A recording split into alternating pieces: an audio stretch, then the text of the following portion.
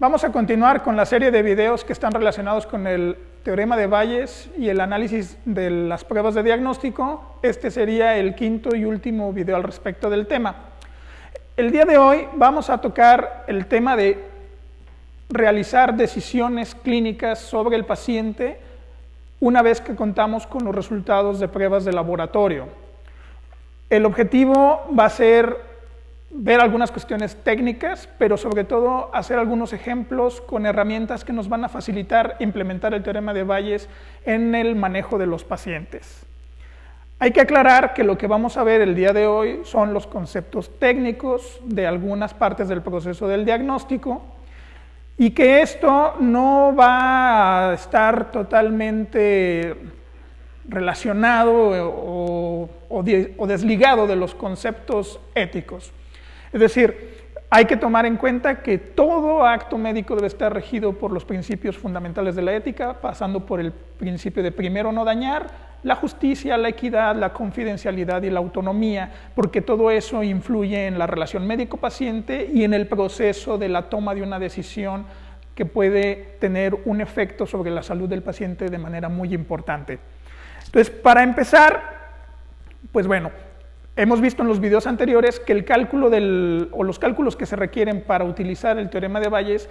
si bien son sencillos, pueden resultar engorrosos o quizás intimidantes para quienes no están muy familiarizados con el concepto de la probabilidad y los momios y su interconversión. Ya hemos visto en los videos que es una manera sencilla, pero para simplificarlo aún más, contamos con herramientas que nos permiten hacer eso de una manera más rápida. La herramienta que voy a mencionar es el denominado nomograma de Feynman. El nomograma de Feynman trata de representar gráficamente cómo cambia la probabilidad de una enfermedad antes de correr una prueba de diagnóstico. Tendremos el resultado después de correr la prueba de diagnóstico y cómo, como lo vimos en el teorema de Bayes, el cambiador de esas probabilidades es el likelihood ratio de una prueba. Ya sabemos que los LRs positivos van a tener valores por arriba de 1 y que los LR negativos van a tener valores por debajo de 1, porque, como lo vamos a ver aquí, cuando los valores son menores a 1, el efecto que van a tener sobre la probabilidad preprueba va a ser disminuirla, y cuando los valores son por encima de 1, el efecto que va a tener la prueba de diagnóstico sobre la probabilidad previa a la prueba va a ser incrementarla. Es importante tener en cuenta y repetir nuevamente que para poder solicitar una prueba de diagnóstico se requiere tener una hipótesis previa, y que esa hipótesis previa debe de venir acompañada de una cuantificación estimada de la probabilidad o la posibilidad de que esa hipótesis sea la correcta. Esa probabilidad que tú cuantifiques, pues es tu probabilidad preprueba. Cuando tú decides como clínico solicitarle al paciente unos estudios de laboratorio o gabinete que sean complementarios, es importante que conozcas o tengas una noción de cuál es su sensibilidad y especificidad, porque con esos dos valores tú puedes calcular el likelihood ratio. Voy a poner un ejemplo. Si tú estás viendo un paciente que se te presenta a la consulta por un cuadro inespecífico de fatiga, fiebre no cuantificada, solo percibida por el paciente, cefalea, que ha perdido peso y que tiene unas lesiones ulcerosas en la boca,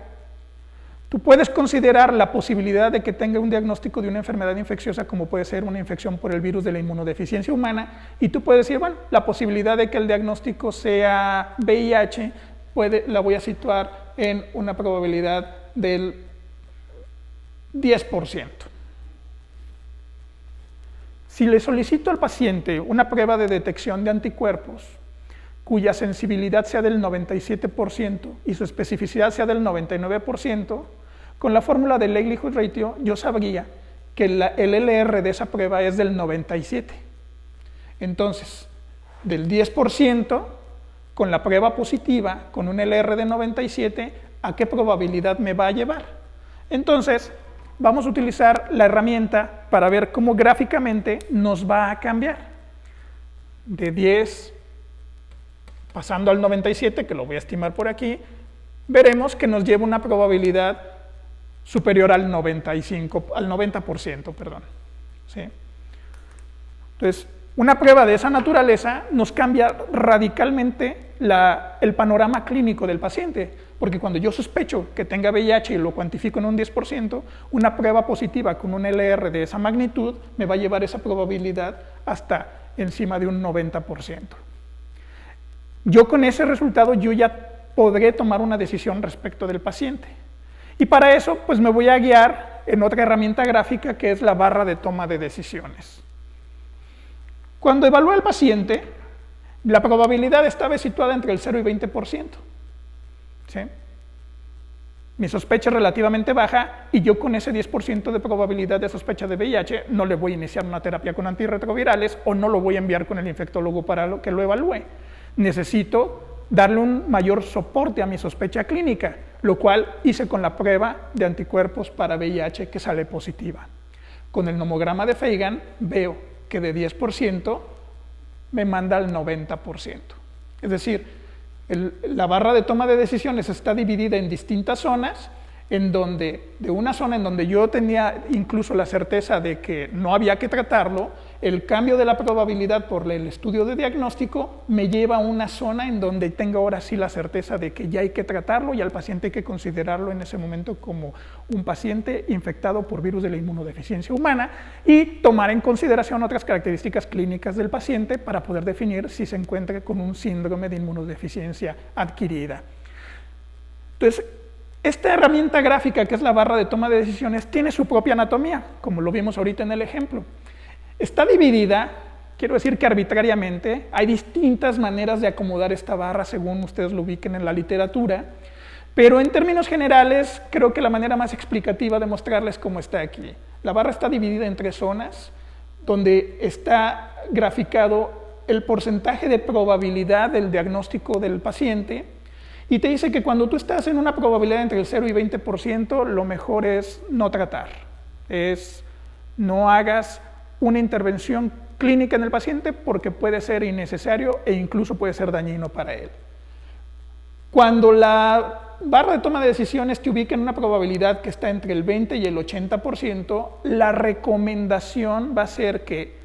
quedes expectante y esperes un tiempo prudente a que la historia natural de la enfermedad te empiece a mostrar más signos clínicos de evidencia que hagan que el diagnóstico se vuelva un poco más evidente. Y la tercera zona está ubicada entre el 80 y 100%, en donde la barra de toma de decisiones te dice, si tú tienes una confianza, una probabilidad de que el diagnóstico del paciente está entre 80 y 100%, la recomendación va a ser, trátalo. ¿Qué hacer en la zona de incertidumbre? Pues como lo mencionaba anteriormente, puedes quedar expectante, pero también puedes resolver la duda apoyándote de elementos de diagnóstico como son las pruebas de laboratorio y gabinete para que tú puedas salir de la zona de incertidumbre. Como en el ejemplo del VIH, no estábamos en una zona de incertidumbre, estábamos en una certeza de no hacer nada y la prueba fue tan buena que nos llevó a una zona de tratar. Pero muchas veces lo que hay que tratar de hacer en la clínica es un adecuado ejercicio clínico con su interrogatorio muy dirigido, tratando de obtener la mayor cantidad de información del paciente y apoyarte en una muy buena exploración clínica para que tú puedas hacer que tus probabilidades de sospechas de diagnóstico trates de brincarlas siempre arriba del 20%. ¿Por qué? Porque como lo vemos en el nomograma de Fagan, las probabilidades por arriba de 20%, una prueba de diagnóstico independientemente de su LR positivo, vas a ver que siempre va a tener cambios. Si tú estás arriba del 20% y tú utilizas una prueba con un LR razonablemente bueno, como puede ser un LR de 5, verás que de 20 te pasa prácticamente a 80. ¿Sí? Entonces, una prueba con un LR de 5 es una prueba con una razonable sensibilidad y especificidad que te puede llevar de una zona de relativa confianza o incertidumbre a una zona de confianza para tratar al paciente. Entonces, siempre se recomienda que cuando hagas un ejercicio clínico sobre el paciente, como bien lo dice el dicho, la clínica manda, una buena exploración clínica, una buena historia clínica, una buena exploración física sobre el paciente, te debe de llevar a una zona de una supuesta seguridad de no hacer nada, a una zona de incertidumbre en donde las pruebas de diagnóstico tendrán mayor utilidad para poderte sacar de esta zona de duda y llevarte ya sea a una decisión de tratar o a definitivamente no tratar y descartar la enfermedad. Por ejemplo, tú tienes una enfermedad, una posibilidad de diagnóstico de un 50% por ejemplo, de un paciente que tiene un cuadro respiratorio agudo con dolor en la garganta y que le encuentras las amígdalas hipertróficas y tú sospechas que puede tener una infección por Streptococcus pyogenes. Aplicas los criterios modificados de Centor y cumple prácticamente con todos ellos y te darás cuenta que cuando cumple con los criterios de Centor, la probabilidad de que el paciente tenga infección por Streptococcus pyogenes estará cerca del 50%. Si tú pides un cultivo complementario para poder identificar al paciente, la sensibilidad y la especificidad del cultivo es tal que el LR negativo anda cerca de 0.1. Perdón, de 0.1. Entonces, si tú tienes una confianza clínica por criterios de Centor del 50%, es decir, estás ubicado en una zona de incertidumbre y el cultivo sale negativo, tu LR negativo va a ser que tu probabilidad preprueba de 50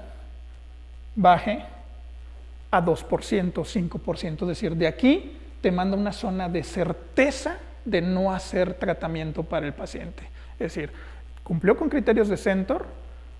pero el cultivo no encuentra el Streptococcus pyogenes y entonces, debido a la sensibilidad y especificidad de la prueba, es razonablemente conveniente definir que aunque tenga todos los criterios de Centor,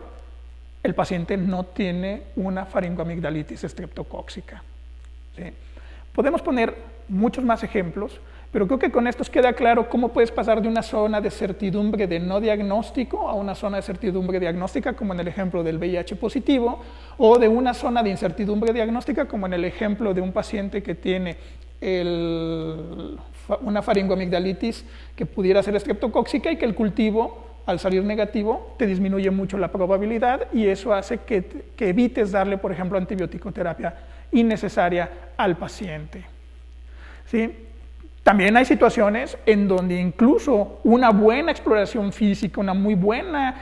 anamnesis sobre el paciente, un buen interrogatorio, te pueda llevar a tener una sospecha por arriba del 82%, que es algo que se le calcula para las enfermedades del primer nivel de atención, que un buen clínico, apoyado de todas estas estrategias de abordaje del paciente sin utilizar el diagnóstico o pasando por algunas herramientas básicas de diagnóstico complementario, debe de andar en el 82%. Pero incluso, si tú tienes una prueba que tenga un LR lo suficientemente bajo cuando el LR es negativo, pues vas a ver que aunque pareciera que tú tenías la sospecha del diagnóstico, si la prueba sale negativa, técnicamente te descarta la enfermedad. Es decir, necesitaríamos que si tú tienes una probabilidad del 80%,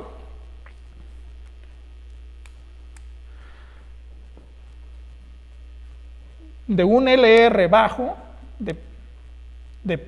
0.1 o de 0.1 incluso, y bajando más, pues la probabilidad del diagnóstico va de la barra de toma de decisiones muy por debajo del 20. Entonces, aunque pareciera que se tenía ya el diagnóstico por la clínica, una prueba de diagnóstico que fuera muy buena para descartar la enfermedad te podría llevar desde zonas de confianza de tratar a zonas de confianza de no tratar. Son muy pocas las pruebas que pueden hacer eso y también son muy pocas las pruebas que te pueden llevar del 0% de probabilidad arriba del 80% de probabilidad y por eso insistir en que no se puedan pedir las pruebas de laboratorio a un paciente sin no tener una hipótesis diagnóstica previa basada en un análisis de probabilidad y que esa probabilidad del diagnóstico que está sospechando esté por arriba de 20% para que cualquier prueba de laboratorio que tenga un LR por arriba de 5 te pueda cambiar sustancialmente el diagnóstico para el paciente. Gracias.